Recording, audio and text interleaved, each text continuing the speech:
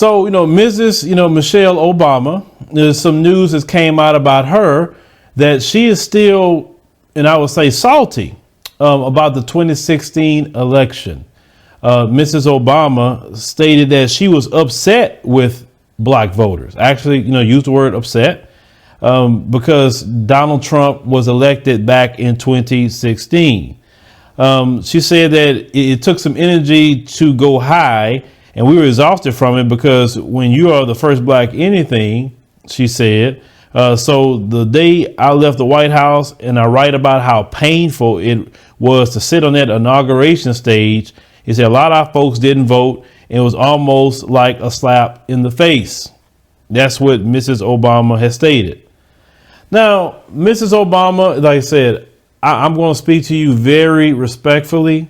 I would do that because, like I say, you're elder to me. And also, the position of you being the first black, first lady of the United States. Mrs. Obama, I have an issue with that statement. I'm just being completely honest with you, Mrs. Obama, and I'm tell you why. Let's go back to the election of your husband, because I remember that day.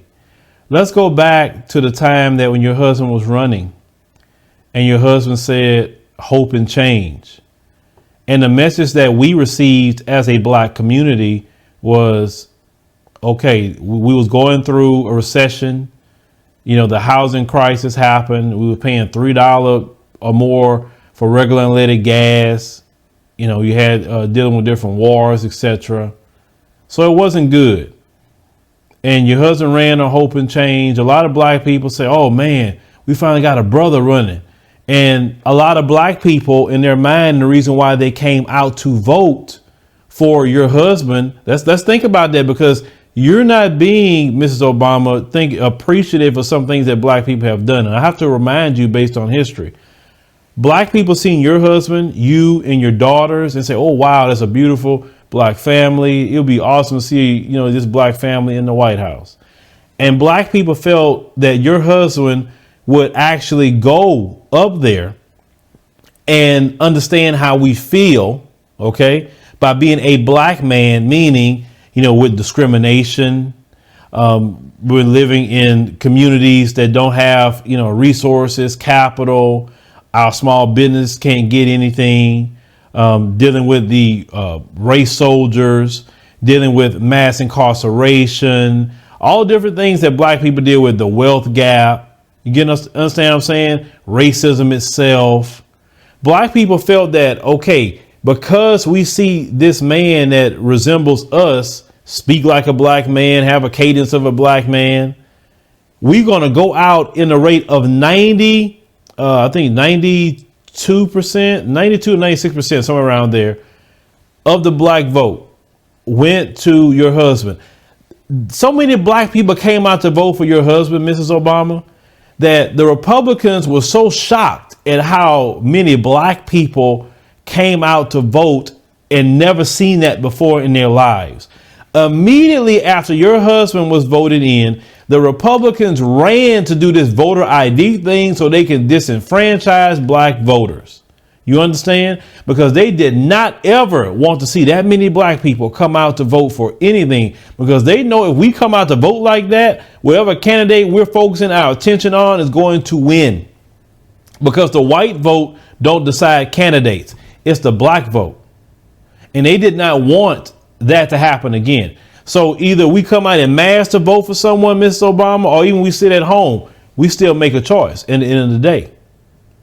We came out again and voted for your husband again. And he still did not give anything tangible to the black community. Now, the alphabet community, they love your husband because he supported them wholesale. He fought for them. Anytime one of them talked about that they felt comfortable to tell a lifestyle to somebody, your husband was picking up the phone and calling them. But he wasn't calling Lakeisha and congratulating her from graduating college and going through a hard situation, didn't have much in the community. He didn't call her celebrating her. He didn't celebrate DeAndre. He wasn't doing that. But he kept celebrating the alphabet. So much so that they fought and they got their marriage taken care of. He put a flag, their flag, on the White House. That's how much he supported them. People within the Brown community, they can be happy with Barack Obama because they got DACA out of him. That's not even a law. That was an executive order. And that executive order is actually still sticking now. Not even a law, an executive order. Technically, Trump could come in. Well, he did come in and just say, OK, I'm getting rid of this. This is the end of that. That's usually how it works with executive orders. It's so tied in that it's now, going to the Supreme Court and they're doing all that with DACA. Black people don't have anything of the equivalent of DACA from your husband, Mrs. Obama. We don't. Then people will say, which is a slap in the face, well, y'all didn't ask Barack Obama for anything. Why do we have to sit up and specifically say, well, we need this and that and the third from the first black president? Let's think about that. Seriously, think about it. Black folks' story in America tells you what we need. The whole story of us being disenfranchised and everything that we have, and we haven't had an equal playing field. That's all that you need to work on. I wouldn't have to be told what the black community needs. You mean to tell me I'm a part of a community and I can't see what it needs? I have to be told by black people what the black community needs? That's stupid. And any black person go out there and say, you didn't tell Barack Obama anything. That's why he didn't do nothing. So he's not going to do nothing from a community that he was involved with. He got pictures with everybody and nobody told him what the black community needed. He had pictures with Minister Farrakhan. You mean he didn't tell them what the black community needed? He was with Jesse Jackson. He was with all the top people in Chicago. You mean nobody told him what the black community needed? That's BS. And black people toward the end saw that he didn't get rid of the crime bill. Matter of fact, he put Jim Crow Joe as his vice president. He didn't do reparations. He didn't get black people out of jail. He could have got people out of jail en masse if he wanted to. He was the president of the United States. When Trump came in there, immediately Trump started doing executive orders the first day. Your husband sitting up there waiting on Mitch McConnell to approve everything that he's doing instead of him saying, you know what, I'm writing executive orders, forget Mitch McConnell. So then when Hillary Clinton ran for president, Hillary have a track record calling us super predators. We know about that. Hillary was dismissive of our issues too, just as much as Mrs. Obama, your husband, was dismissive of our issues. Then your husband had the nerves to tell us, get out there and vote and don't let, mess up my legacy, or, paraphrasing. Like, seriously, your legacy had nothing to do with us. We got nothing. And because of your husband, if we ask for anything, what they say in this country? Well, y'all had Obama for 8 years and he didn't give y'all anything. See, white folks got Trump and they got just about everything they wanted. They're so loyal to Trump. Look at them out there. They will inject disinfectant and drink disinfectant just because Trump mentioned it. That's how loyal they are to Trump. And black folks was just as loyal too. Like, for 8 years, your husband sat up there and watched us get slaughtered by the race soldiers. Ferguson happened underneath your husband. Baltimore happened underneath your husband. All situation with, all these different incidents, constant uprising after uprising after uprising happened underneath your husband. And not a single prosecutor went to jail. It took an act of Congress for the cops to even get, any type of charges. And your husband had a whole Department of Justice. The first 2 years of your husband's presidency, he had a Democrat House and Senate.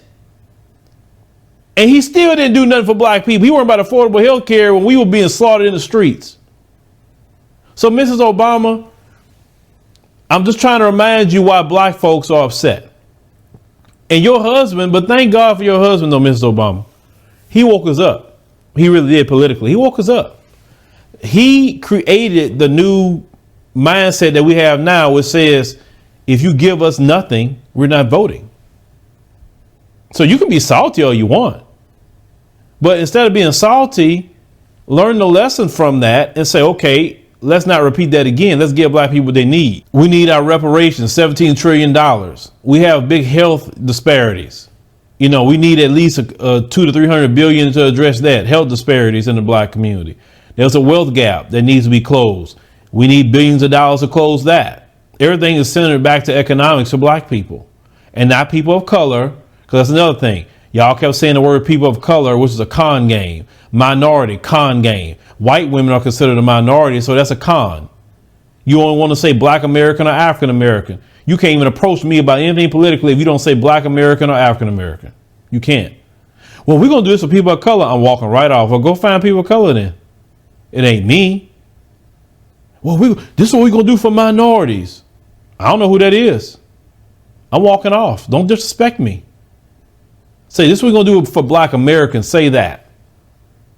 And your husband didn't do anything for us that we could tangibly look back and say, yes, this is what he done.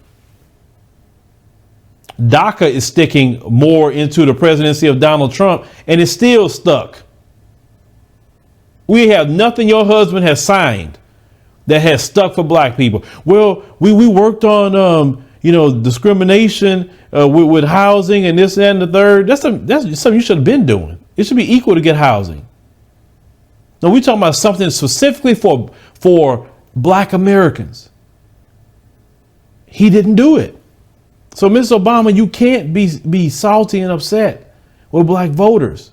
Every time your husband says something to us, he's talking down to us. He never talked down to white people. They talk all kind of crazy to him. Look how Trump come in and talking to all of them. Trump talked to them like they dogs, all of them, reporters, senators, congresspeople. Your husband was scared to talk. Trump tell him like it is and how it's going to be, whether he wrong or not. I respect that about Trump, because Trump ain't no punk. Your husband come up there ducking. He the president of the United States, so letting these people talk to him in kind of way. Like, really? So no, Mrs. Obama, no. You have to accept. Your husband failed black America. And because your husband failed black America is why black voters are where they at. And Joe Biden, he's not getting the black vote. He'll get the older black vote, yes. But I'm talking about those who aren't older. No, because he's not giving us any tangible anything. And we expect a quid pro quo relationship. It's just that simple, Mrs. Obama. I'm just trying to remind you why we feel the way we feel about voting right now. OK, sure, you can say Trump is bad and Trump handles the coronavirus this and Trump this, Trump that and Trump that. And some of that definitely could be true. But at times, sacrifices must be made for the greater good. And this is those times. If we give in to the Democrat Party and just give our vote, then it's just going to be the same old. These people don't respect us. We have to make them respect us. They got a little act right, not even a little act right, but we got their attention in 2016. I say that much. And if they want to keep saying, well, forget black people, your DNC chair don't even want to mention reparations. That's fine. And we need to show him, too, what happens when you don't give reparations. You also came up with reparations, gave trillions of dollars in coronavirus with no study.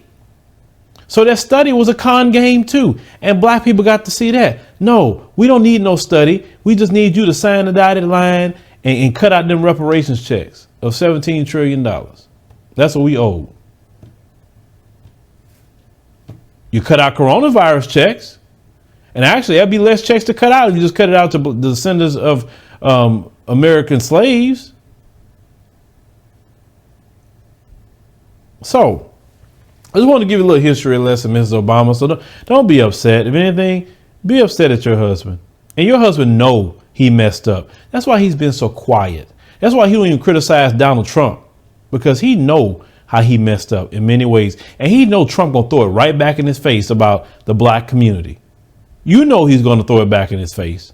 That's why he don't say anything to Donald Trump whatsoever. So please, Mrs. Obama, can all of you guys to stop beating up on black people? I know we are the group of people that everybody like to pick on because we don't have the power now. I know. That's why everybody do it. You don't tell white people about they didn't vote, because white people didn't vote either. What about all them Bernie supporters that got pissed off? Why you ain't mad at them? So you're not mad at white people. You're not mad at Asians. You're not mad at Hispanics that didn't vote.